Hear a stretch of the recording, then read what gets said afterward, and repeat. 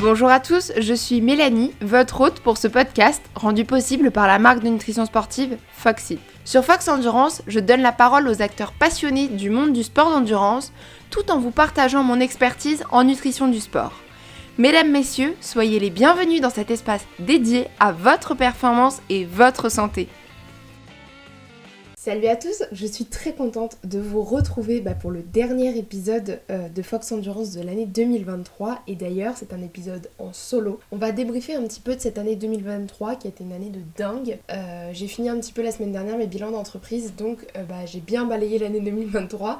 Moi de mon côté c'est bon, j'ai fait le bilan et je trouvais ça cool de vous le partager en fait pour déjà que vous connaissiez un petit peu l'envers du décor, ça c'est la première chose, que vous me connaissiez un petit peu moi, un petit peu mieux moi, voilà, que vous sachiez un petit peu tout ça, qui est derrière Foxit, qui est cette chef d'entreprise de 23 ans, voilà. Que vous me connaissiez un petit peu mieux, je trouvais que c'était cool de le faire par ce biais-là. C'est une année où j'ai pu mettre en place, pendant 2 ans, travailler énormément et en fait tout ce qui a été mis en place depuis 2 ans a pu voir le jour en 2023. Mais 2023, ça a aussi été une très très grosse préparation pour 2024 parce qu'en 2024, c'est les JO à Paris, mais croyez-moi que ça va être les JO dans ma vie aussi parce que 2023 n'a pas été de tout repos, mais 2024 ne va pas l'être non plus. Donc dans cet épisode qui va, je vous le préviens d'avance, va être relativement long, je vais faire avec vous un petit peu le bilan de cette année 2023 et vous allez voir, c'est chargé. Et je suis un petit peu malade, vous allez le voir, vu la tronche de l'année, c'est pas complètement surprenant. Donc on va démarrer avec janvier 2023, donc on se remet dans le contexte. Je suis en dernière année de master à l'école de nutrition où j'ai fait toutes mes études. Je suis encore à l'école donc 5 jours sur 7. On a énormément de projets, de groupes. On doit monter un salon, on doit créer un complément alimentaire, on doit rédiger un protocole de recherche pour réaliser une étude scientifique qui ressemble à une étude scientifique avec tout ce qu'il faut comme protocole de recherche. On va faire des travaux de recherche sur différents sujets, tout en sachant que tout est dans des travaux de groupe. Les groupes sont à moitié imposés, avec chaque groupe, il y a un quart du groupe qui travaille et les 3 quarts sont là à se demander ce qu'ils font. Globalement, c'est énormément de charge de travail, de charge mentale et c'est assez compliqué à vivre. En parallèle de ça, j'avais encore mon cabinet dans le 15e arrondissement à Paris, donc le samedi matin. Et j'avais quelques consultations en visio, mais franchement pas tant que ça. Et en parallèle de ça, je continue donc l'écriture du livre qui s'appelle donc Révolution Pâtisserie, qui à cette date devait sortir encore avant l'été. Mais on va y revenir. Ça devait sortir donc avant l'été, super chargé. En fait finalement c'était pas grand chose par rapport à ce qui m'attendait, mais en tout cas c'était un mois qui était très chargé. À ce moment là les études, moi je pouvais plus me les encadrer, j'avais besoin de sortir de ce cadre. Déjà j'étais dans une école que je ne supporte pas, dont je ne supporte pas l'administration, je ne supporte pas l'école en elle-même, donc bref c'était compliqué. Avec l'administration c'était quelques sujets que ce soit, donc moi j'avais besoin de sortir de ce cadre et c'était une période où en fait ça a été extrêmement compliqué continuer à être hyper carré dans les études, mais j'ai été hyper...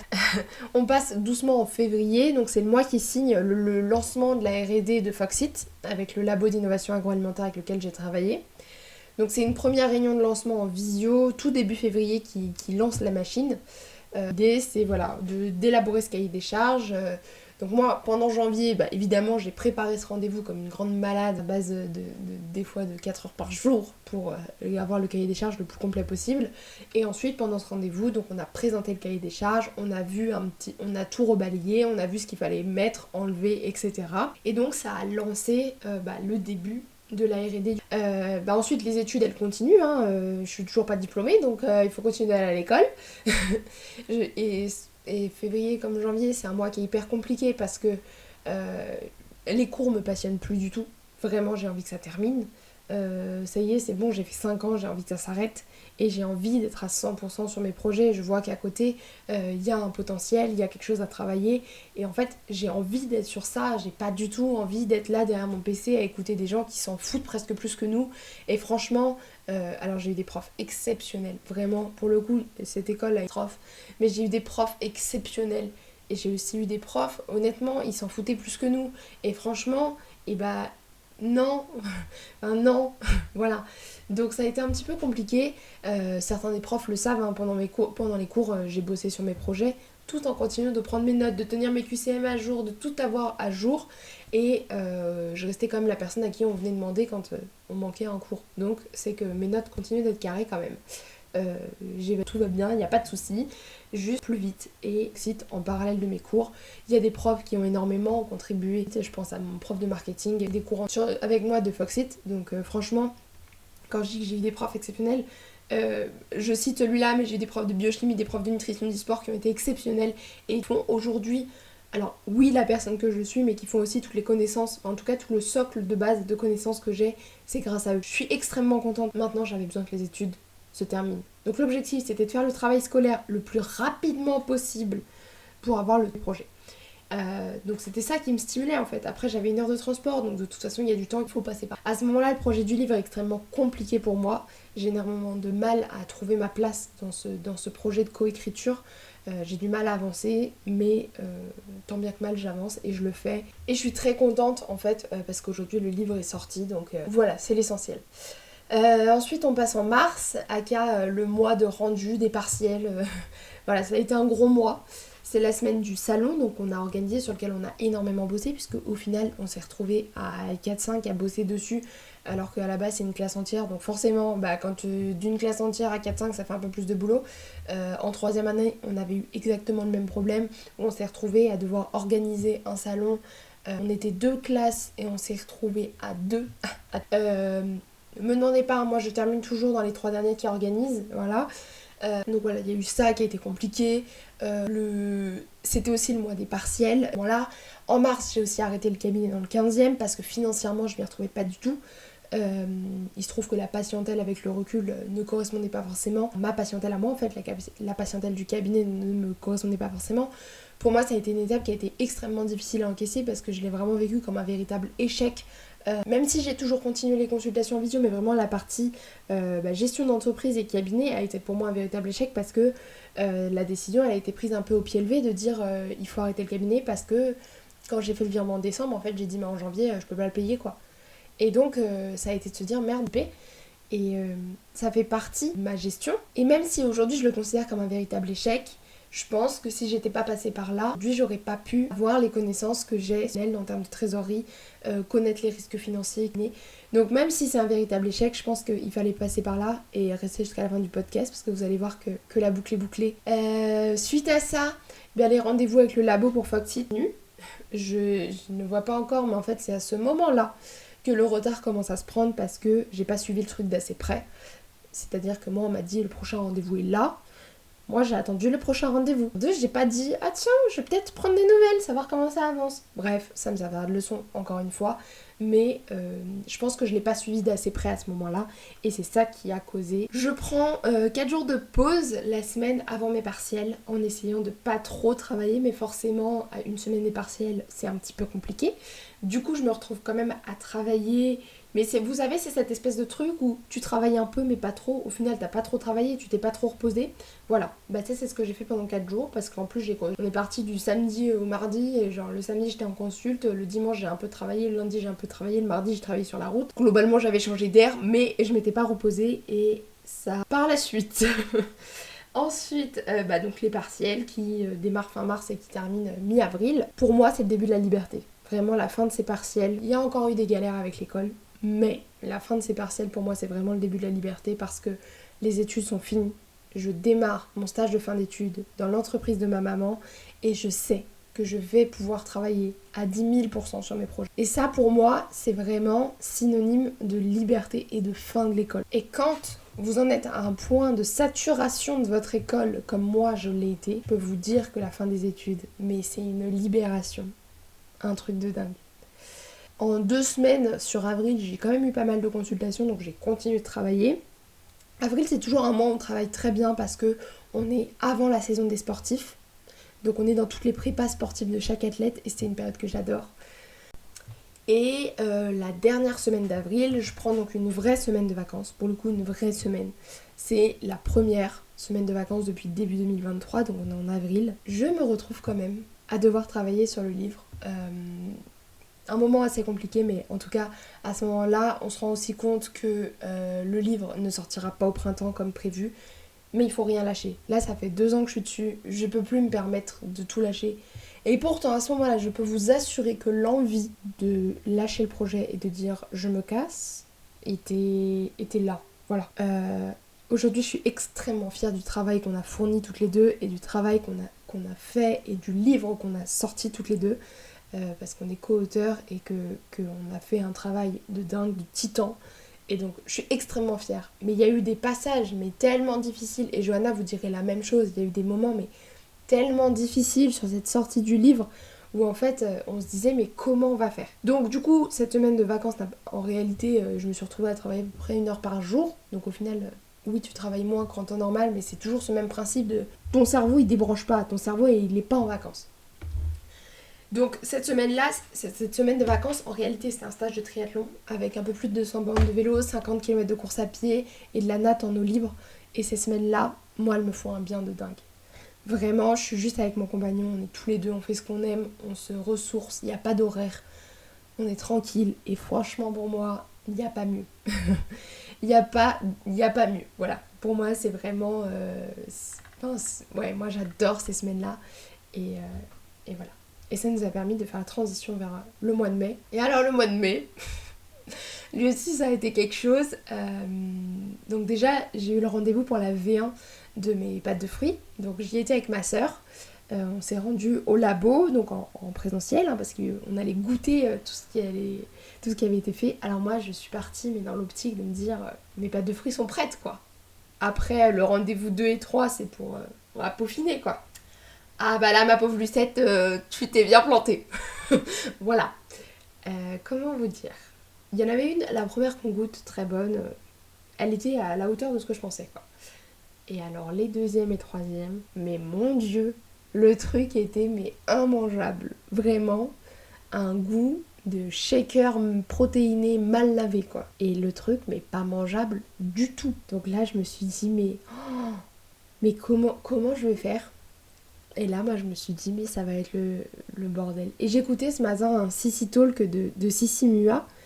Et en fait, elle expliquait que quand on monte sa boîte, quand on monte un projet, chaque petit pépin qui arrive, on a l'impression que c'est catastrophique. Et que à contre-coup, avec le recul, bah en fait, c'est pas si grave. Et alors là, on est vraiment dans ça. Vraiment, je sors du rendez-vous, mais dépitée. Et je me dis, mais en fait, mes pâtes de fruits, elles vont jamais sortir en octobre. Et là, ça y est, c'est la fin du monde, je sais pas comment on va faire. Et là, en fait, quand j'ai structuré un petit peu cet article et que j'ai pris quelques notes, je me disais, mais Mélanie, mais c'était rien ça. Il n'y avait même pas de problème à cette époque. Donc bah, on a dû travailler après, hein, mais voilà. Je suis repartie donc avec ma version qui allait bien, ma version aux fruits rouges qui allait bien. Et je suis repartie avec ça. Et donc ça c'était le mercredi. Et donc cette même semaine, à titre personnel, je me suis paxée. Donc j'étais très heureuse. C'était un très joli jour qui m'a énormément comblée de bonheur. Voilà, c'est une très belle étape et je suis très contente d'être passée par là.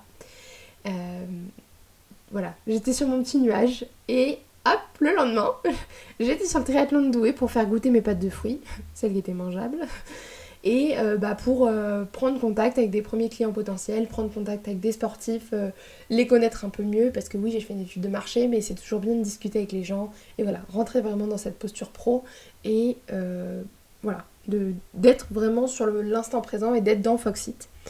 Et en fait, à ce moment-là, j'ai pas encore pris conscience à quel point ça va me demander de mélanger ma vie pro et ma vie perso. Enfin, plutôt d'arriver à les séparer, vie pro et vie perso.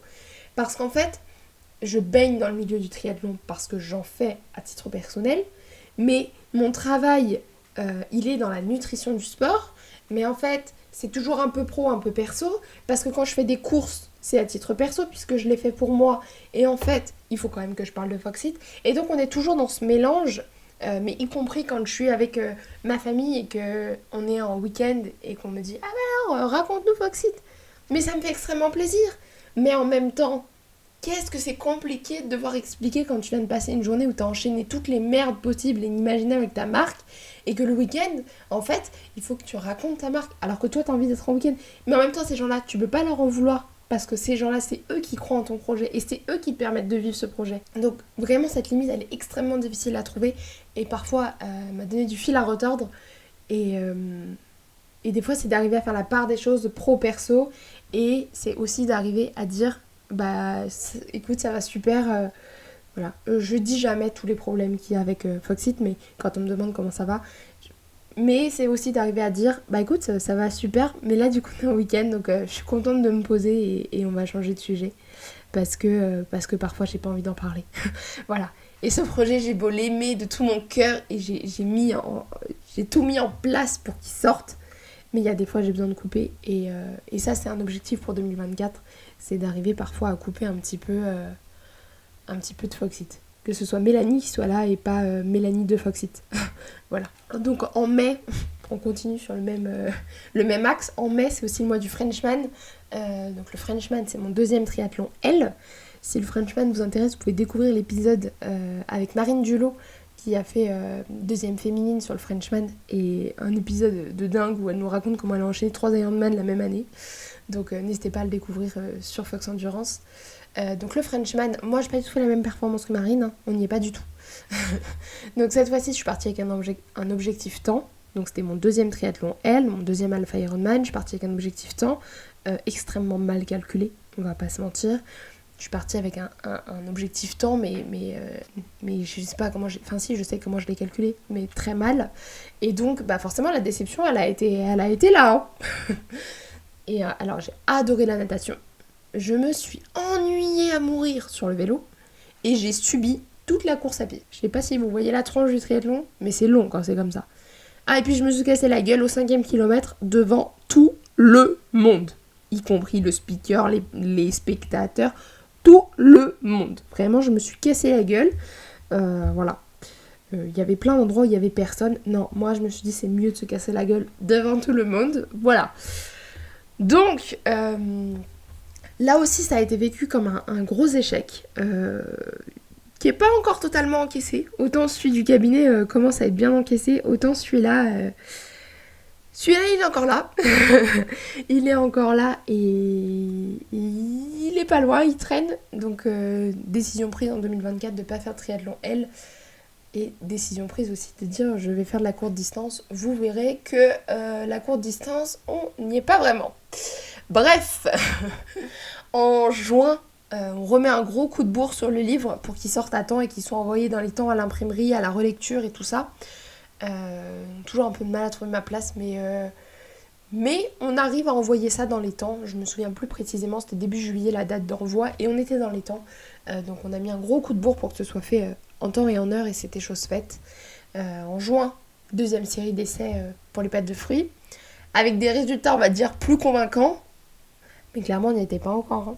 Clairement c'était pas ça encore. Donc pareil, on continue de bosser, on continue de trouver des solutions, des améliorations. Je continue de chercher des emballages, le truc que je cherche depuis octobre 2022, je continue. Je me dis peut-être qu'un jour je vais finir par y arriver. En parallèle de ça, je change de kiné, je rencontre une kiné qui est extraordinaire et qui en un mois m'aide à me remettre sur pied et m'aide à vivre avec des exercices très adaptés, avec une très grosse scoliose que j'ai depuis plus de 8 ans, quelque chose comme ça, dont on n'a jamais trop connu la source, mais qui me gêne au quotidien, et donc de trouver des exercices adaptés. Et en un mois, on a fait ça, et c'était très très bien.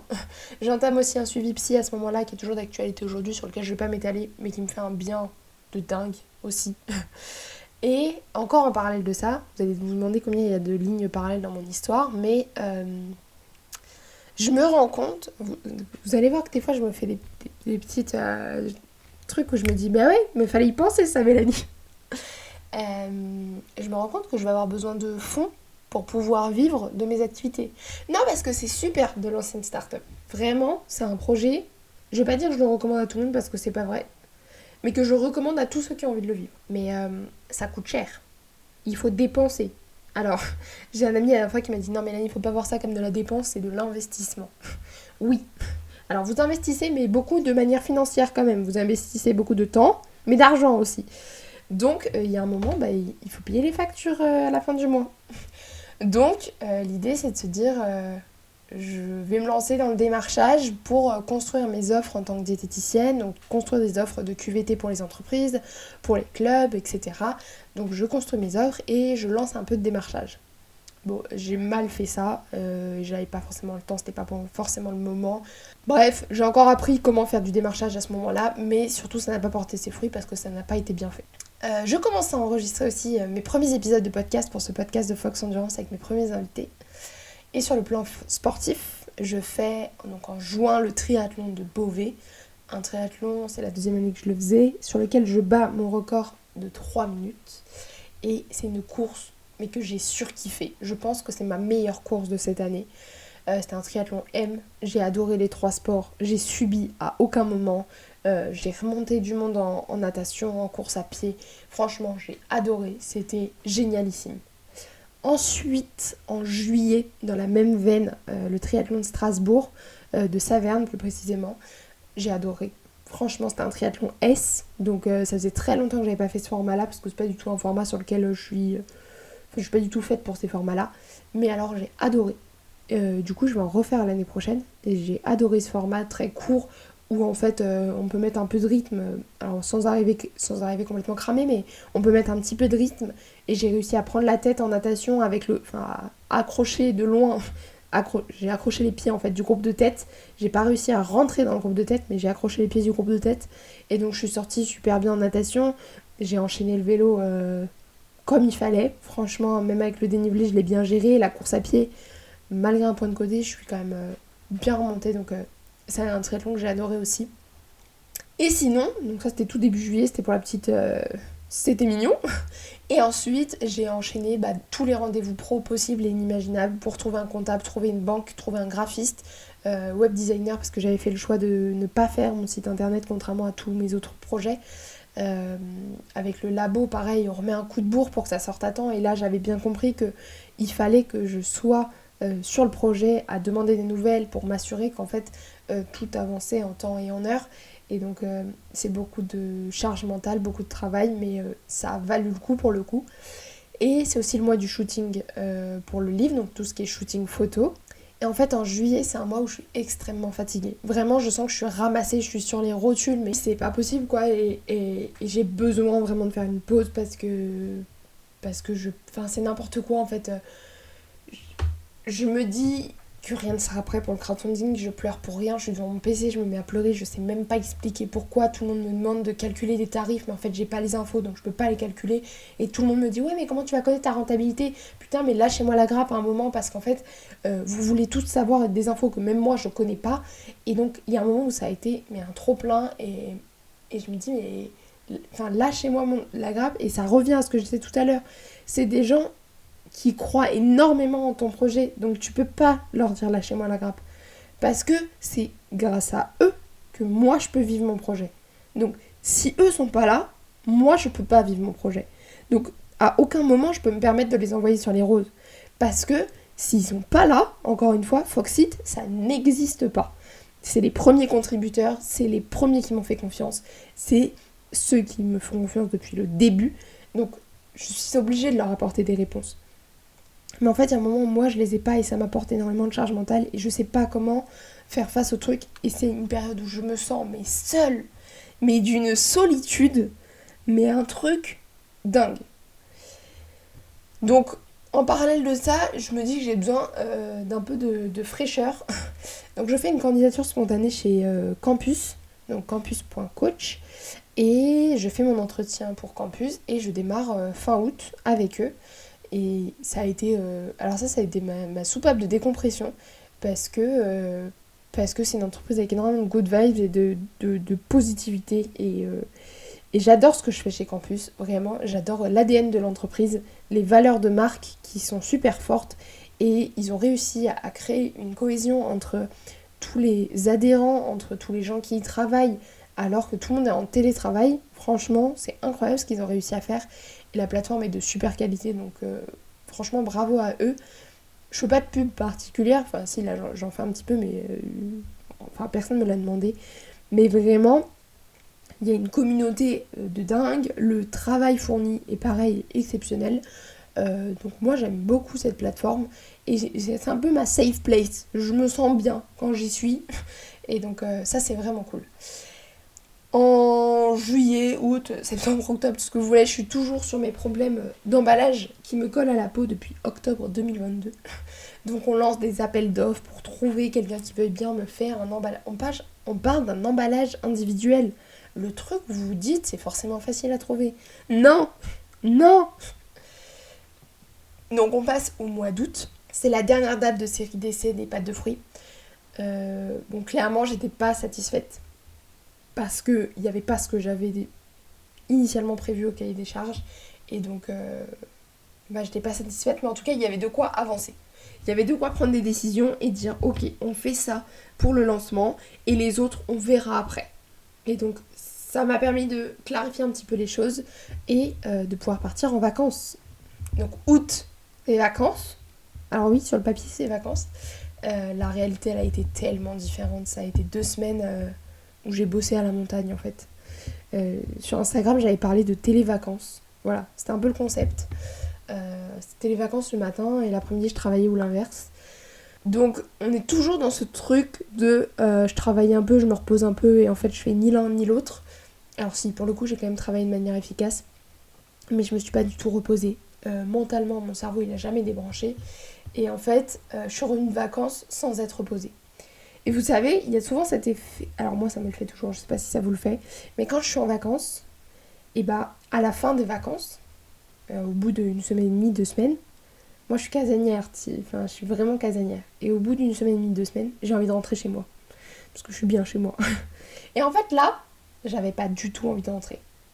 J'étais encore dans cette phase du début des vacances où t'as encore envie de profiter. Mais sauf que d'habitude, il y a un moment, j'ai plus forcément envie de profiter parce que entre guillemets, j'ai eu ma dose de vacances. Et là, pas du tout. Voilà. Donc, c'était encore une fois pas des vraies vacances. Et pour moi, c'est comme si j'en avais pas pris parce que, certes, j'ai changé d'air, mais pour le coup, j'ai travaillé énormément sur ces 2 semaines en août. Alors, ça a été très productif, donc ma foi, c'était très bien. Donc par contre j'attaque la dernière semaine d'août comme une nouvelle année et je me dis, comme Mélanie d'habitude quand tu rentres de vacances t'es pleine de résolutions, et là il faut faire pareil mais sans être dans ce mood là. C'est extrêmement compliqué. Et je découvre aussi la couverture du livre à ce moment là, on finalise la journée de lancement presse du livre, donc c'est aussi stimulant parce que c'est l'accomplissement quand même de 2 ans de travail, donc ça vaut vraiment le coup. Mais vraiment, je suis fatiguée. Voilà, je crois que c'est le terme. Et c'est pas septembre qui va arranger les choses. Parce que septembre, c'est mon mois favori de l'année. Vraiment, septembre, c'est un mois que j'adore par-dessus tout. Alors oui, il y a mon anniversaire, mais c'est pas que pour ça. Septembre, c'est un mois que j'adore. Parce que c'est le nouveau rythme de l'année, c'est la nouvelle année. Moi, les résolutions, c'est plutôt en septembre qu'en janvier. Clairement... Septembre, c'est le mois pour lancer tous les projets, quoi. Moi, septembre, c'est le mois des possibles. Donc, j'adopte un nouveau rythme de travail parce que qui dit nouvelle année scolaire dit mise à jour de mon emploi du temps. Donc, mes consultations en visio sont toujours là. Septembre, c'est souvent un très bon mois où je travaille plutôt pas mal. J'ai pas mal de consultations parce que je pense qu'il y a un peu l'envie de se reprendre en main. J'ai un peu moins de sportifs en septembre. C'est plutôt sur du rééquilibrage alimentaire et un petit peu de suivi de grossesse. Mais les suivis de grossesse, il n'y a pas trop de dates particulières. Enfin, il n'y a pas une période de l'année où on tombe plus enceinte qu'une autre. Contrairement aux périodes sportives où il y a vraiment des dates. Et les périodes de perte de poids, il ne devrait pas y en avoir, mais il y a quand même beaucoup de dates. Et du coup, je démarre aussi mon travail d'experte nutrition chez Campus. Et vraiment, je le redis, mais cette boîte pleine de good vibes, moi, me fait énormément de bien en fait de travailler pour eux. Même dans mon métier, en fait, quand les gens posent des questions et que j'ai pas la réponse, je vais chercher les réponses. Mais comme je le fais en consultation, mais du coup, ça me fait un levier de plus pour trouver d'autres réponses à plein de questions. Donc moi, j'adore. Voilà, vraiment, j'adore ce que je fais avec eux. L'équipe est top et l'équipe est hyper sympa. Donc, je suis fan. Voilà, ensuite, au niveau de Foxit, je suis toujours dans le rush parce que le lancement du crowdfunding est le 22 octobre. Donc, je suis vraiment dans le rush. Après avoir filmé 250 rushs pour la vidéo de crowdfunding à la montagne, j'arrive ici et en fait je visionne tous les trucs et je dis j'aime pas. Et quand j'aime pas, je lance pas comme ça. Donc, nous voilà repartis un dimanche matin à 7h30 à tout refilmer avec la lumière du matin, etc. Et on a refilmé toute la vidéo. Vidéo qui d'ailleurs n'a pas été tant regardée que ça. En fait, les gens ont plutôt regardé le réel que j'ai fait sur les réseaux plutôt que la vidéo sur YouTube qui a eu genre 200 vues, je crois, un truc comme ça.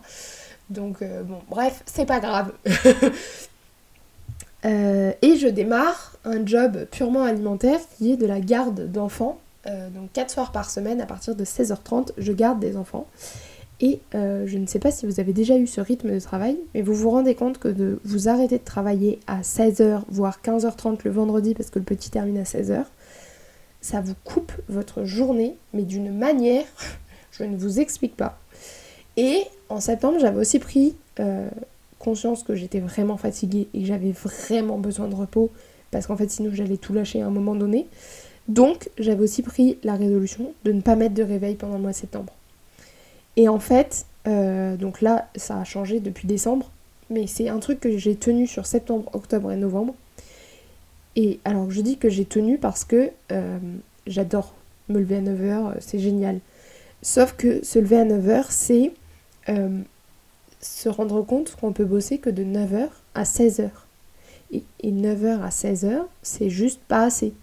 Voilà, en termes de quantité de travail. Donc du coup, je bossais aussi le soir en rentrant de l'entraînement. Tout en étant claquée, donc en fait tu avances pas suffisamment, donc je me couchais à minuit et demi, enfin bref, c'était n'importe quoi cette histoire.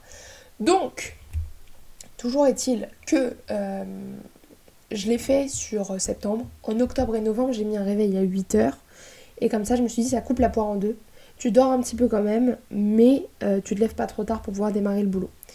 Et à partir de septembre, j'ai aussi planifié toutes mes journées. Mais quand je vous dis planifier, c'est planifier le temps pour manger, planifier le réveil, planifier les plages de travail pour les différentes choses à faire, planifier ma semaine à l'avance, parce que ce cadre me rassure et m'aide à m'organiser et à assurer de front les 3 activités. Donc j'ai été très contente de faire ça. Les entraînements de triathlon continuent bien évidemment et je m'entraîne entre 6 et 12 heures par semaine en fonction de ce que je peux faire.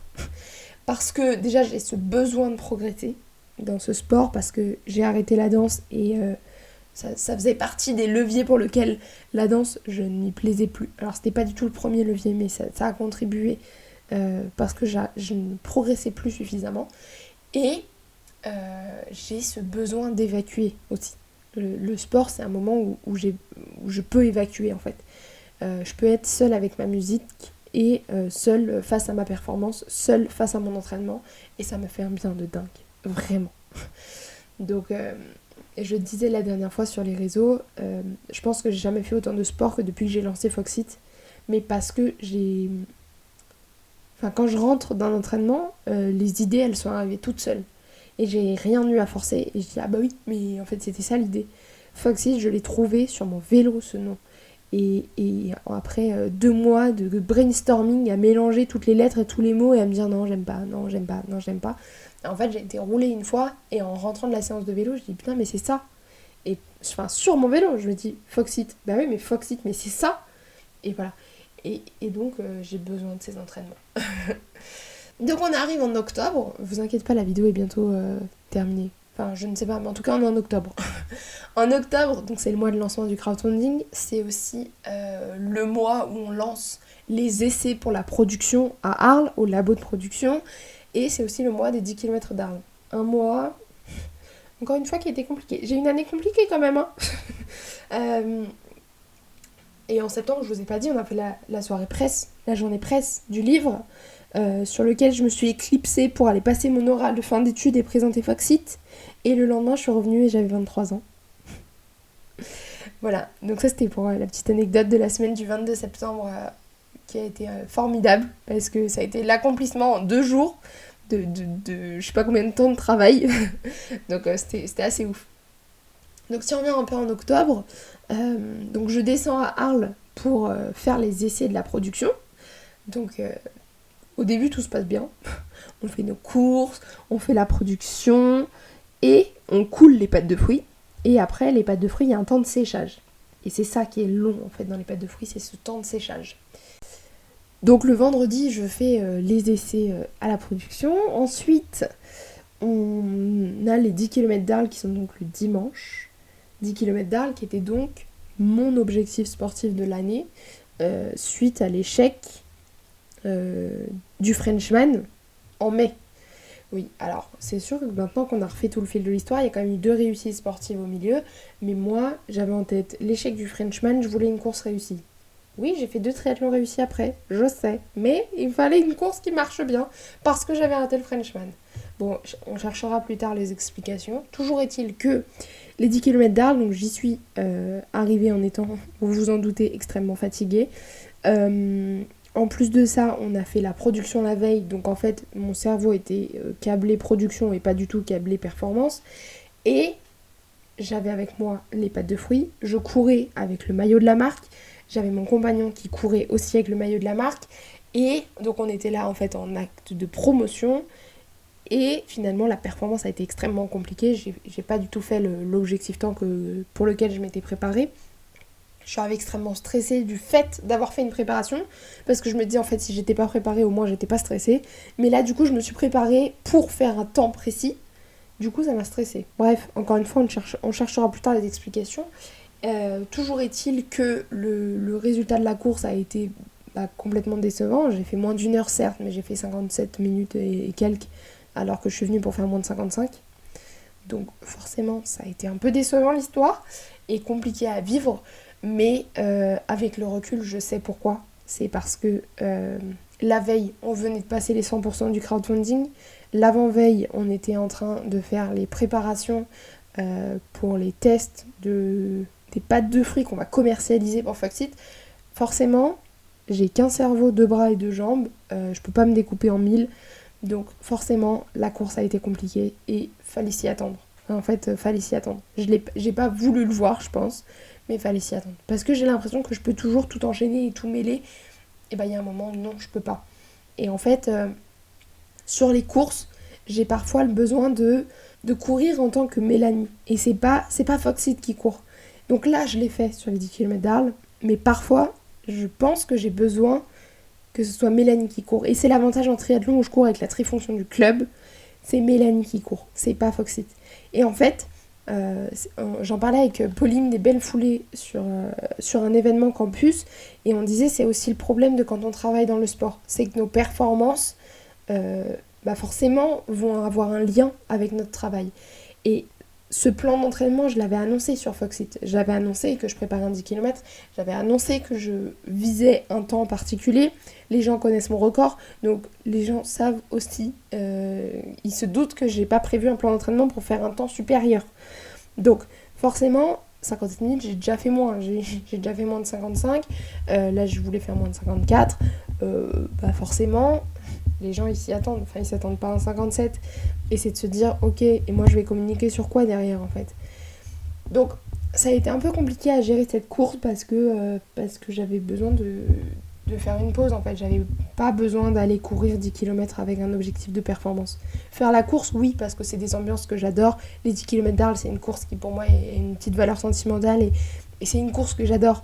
Donc, oui, peut-être que j'avais besoin de faire la course, mais pas de la faire avec un objectif de performance. Allez, on attaque sur le mois de novembre. Donc novembre, c'est aussi la révélation de ce crowdfunding qui fonctionne excessivement bien, où on atteint quasiment 200%, enfin plus de 200% de l'objectif, 207. On atteint plus de 200% de l'objectif. C'est extraordinaire. Vraiment, il y a des gens qui m'ont fait confiance et il y a des gens qui sont là pour Foxit. Il y a des gens qui croient au projet et moi, c'est le plus beau des cadeaux qu'on puisse me faire. Et vraiment... Aujourd'hui, je veux leur retourner la chose et leur proposer la meilleure pâte de fruits possible pour qu'ils aillent faire leur meilleure performance possible. Et je veux mettre ma pierre à l'édifice pour leur performance. Et c'est ça qui me tient à cœur en fait depuis le début de Foxit. Donc cette flamme, elle s'est pas éteinte et cette flamme, elle est toujours là. Et c'est important, je pense, malgré une fatigue qui est à son niveau maximum, vraiment en novembre. Je vous explique pas le niveau de fatigue. On débute aussi avec mon compagnon la formation pour devenir entraîneur de triathlon parce que alors ça m'intéresse au sein du club mais ça m'intéresse aussi pour avoir une vision complètement transversale de Foxit. Foxit, donc là le podcast Fox Endurance, il y a plein d'autres projets derrière, mais c'est aussi une meilleure connaissance du sportif, c'est aussi une meilleure connaissance de ses besoins. Moi j'ai des connaissances en santé, j'ai des connaissances sur les besoins nutritionnels du sportif, mais je trouvais ça aussi intéressant d'avoir des connaissances sur les besoins physiologiques du sportif, même si j'en ai quelques-unes, c'est toujours bien de les enrichir pour connaître au mieux le sportif. En novembre, il n'y a pas de pause particulière dans les consultations ni les entraînements. Foxit, pareil, je continue tout ce qui est rendez-vous pro, déclaration, tout ce qu'il faut là. Voilà, on arrive en décembre. Décembre, j'ai trouvé une espèce de force sortie de nulle part pour me dire Mélanie, tu trouves la force de finir cette année et promis, on fait une pause à la fin. Donc j'ai consacré une semaine entière pour faire mes bilans d'entreprise parce que suite à un épisode de podcast pendant que je courais, vous voyez tout ce que je vous dis, suite à un épisode de podcast de Aline de The Bee Boost qui expliquait comment faire le bilan de son entreprise, en fait j'ai dit mais moi j'ai besoin de faire le bilan parce que je suis à la tête de trois activités et je crois que j'ai besoin de faire le bilan pour savoir où je vais en 2024 et arrêter de piloter ça au doigt mouillé et de piloter ça de manière très stratégique et pas là où le vent me mène, quoi. Donc j'ai pris une semaine où j'ai fait le bilan, un bilan super structuré vraiment de toutes mes activités. J'ai créé la roadmap pour 2024. J'ai fait le point de ce qui marche pas, ce qui m'a plu, ce qui m'a pas plu, le chiffre d'affaires, le bénéfice, les dettes. Voilà, j'ai fait le point un peu sur tout ça et j'ai dit il va falloir prendre des vacances. Donc déjà dans ma roadmap de 2024, j'ai posé des semaines de vacances, enfin des jours de vacances, on va pas s'emballer sur des semaines, des jours de vacances. Et surtout j'ai planifié que les vacances de Noël seraient des vacances. Des vacances. Des vacances. Je répète, des vacances. Il n'y aura pas de livre à sortir parce que les vacances de Noël de l'année dernière ont été un peu perturbées par le livre. Donc cette année, il n'y aura pas de livre. Il y a rien. Et en fait, ça va vous paraître extrêmement bizarre, mais moi, prendre des vacances sans travailler, ça me stresse énormément. Parce que c'est une perte de contrôle totale sur ces projets que je me tue à faire avancer tout au long de l'année. Et en fait, là, pendant 10 jours, on va les mettre en pause. Alors, je sais pas si vous voyez le schéma, mais pour moi, c'est un truc de ouf. Donc, toujours est-il que j'ai fait en sorte de planifier des vraies vacances pour les vacances de Noël. Donc à l'heure où vous écoutez cet épisode, il est planifié, il est enregistré, on est le 21 décembre et je serai en vacances. J'ai prévu juste 1 heure pour travailler au milieu des vacances, pour faire le point sur m'assurer que tout ce qui doit être fait a été fait, répondre aux éventuels mails entre deux, etc. Comme ça je coupe pas complètement pendant 10 jours. J'ai juste un jour. Mais le jour, je le connais à l'avance. Si je sens que j'ai pas envie de le faire, je ne le fais pas.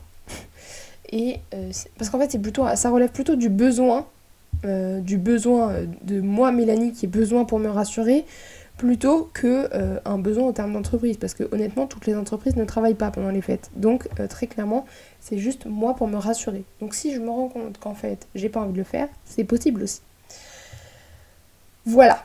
Donc ça, c'est pour les vacances qui s'annoncent et qui vont me faire du bien, où je vais pouvoir me reposer, je vais pouvoir dormir, et ça va être génialissime. Autre chose qui s'est passé courant le mois de décembre, une story Instagram partagée par une collègue disant qu'elle recherche une collaboratrice en tant que diététicienne dans son cabinet. Et j'ai regardé mes finances, j'ai regardé mon prévisionnel de 2024, j'ai regardé ma trésorerie, j'ai regardé les dépenses prévues en 2024 et j'ai dit, mais en fait, j'ai envie de retenter cette aventure. Donc, à partir du 5 janvier 2024, je serai en consultation le vendredi matin à la péniche Anetka à Paris 15e, on est dans le même quartier, sur le quai Javel-Bas. Donc, je suis très contente de retenter cette aventure. Si vous êtes abonné à ma newsletter de Mélanie diététicienne, pour le coup, pas de Foxit, mais à ma newsletter de diététicienne, je vous en parle de cette nouvelle annonce.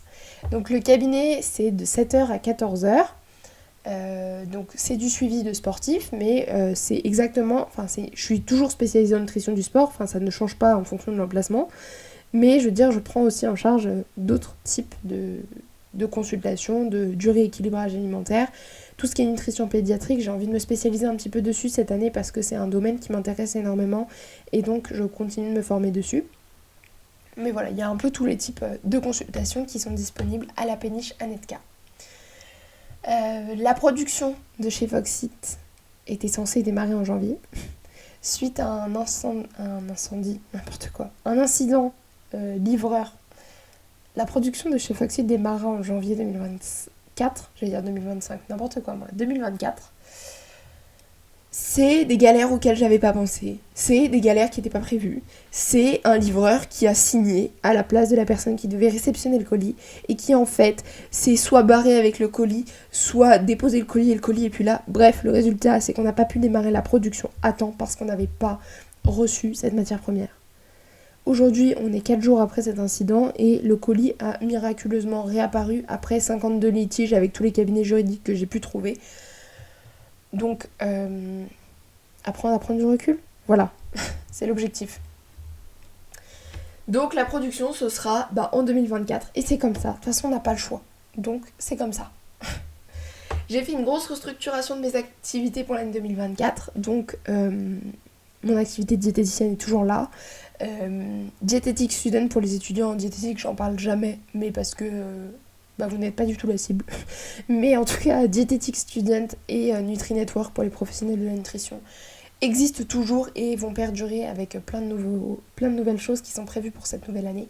Et bien évidemment, Foxit et Fox Endurance sont au cœur de mes projets. Ils sont là et toujours là. Et ça ne change pas. Et pour le reste, c'est passé soit sur du loisir, je pense à Torchon et Tablier ou Mêle-toi de ton bise.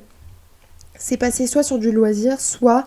non, c'est passé sur du loisir en fait, il n'y a pas de soi. Voilà, c'est passé en loisir et je poste quand j'ai le temps et quand j'ai envie. Voilà. Et bien voilà, on arrive à la fin de cette année. L'épisode, on en est à 50 minutes déjà. Donc moi je vous souhaite la plus belle des années 2024. Pour ma part, il y a pas mal d'objectifs. Sur le terme sportif, vous vous souvenez ? Quand je vous ai dit tout à l'heure, je me suis dit que 2024, j'allais faire une saison avec de la courte distance. Alors, j'ai planifié. On a une cyclotouriste début juin. Ensuite, on a 2 triathlons qui, pour le coup, seront de la courte distance sur mai-juin. Et on a un marathon en fin d'année. Ça y est, je vais courir mon premier marathon, qui sera le marathon de La Rochelle. Je ne sais pas si vous serez sur ce marathon. Si vous y êtes, n'hésitez pas à me le dire, qu'on essaie de se rencontrer, ça pourrait être trop cool. Donc, marathon de La Rochelle, voilà, je me lance dans mon premier marathon, on verra ça. Et dans les autres objectifs, on a la présence de Foxit chez des revendeurs. Donc si jamais vous êtes revendeur et que vous nous écoutez, n'hésitez pas à nous contacter. Et plus généralement, réussir le lancement commercial de Foxit.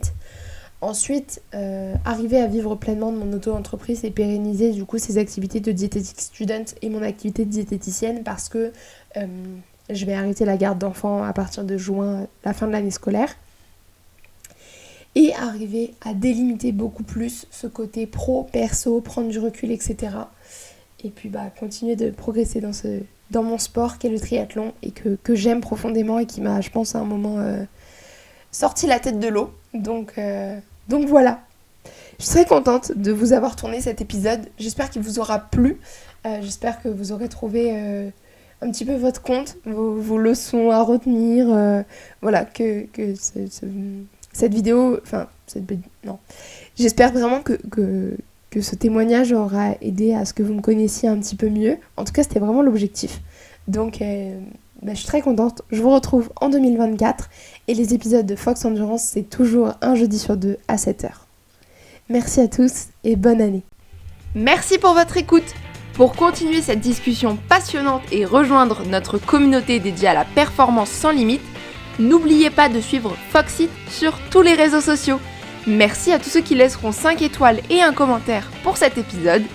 Ensemble, nous écrivons le prochain chapitre de la performance sportive.